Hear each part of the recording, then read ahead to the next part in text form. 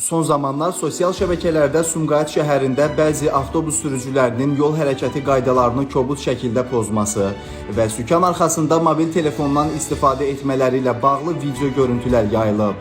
Bununla əlaqədar Sumqayıt şəhər polis idarəsinin Dövlət Yol Polisi şöbəsinin əməkdaşları tərəfindən şəhər ərazisində sərnişin daşıma ilə məşğul olan sürücülərlə profilaktik tədbir keçirilib.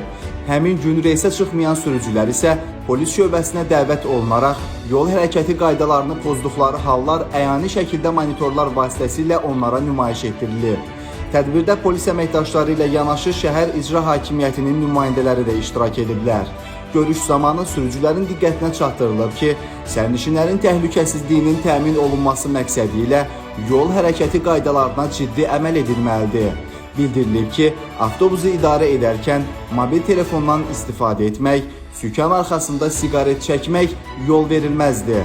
Tədbirin davamı olaraq Sumqayıt şəhərində nizamlanan piyada keçidlərindən düzgün istifadə etməyən piyadalarla da profilaktik tədbir keçirilib. Onlarla maarifləndirici söhbətlər aparılıb, yol hərəkəti qaydalarına riayət etməyin həyati əhəmiyyəti barədə ətraflı məlumat verilib. Sumqayıt şəhərində yol hərəkəti təhlükəsizliyinin təmin edilməsi məqsədi ilə bu tip profilaktik tədbirlər bundan sonra da mütəmadi olaraq davam etdiriləcək.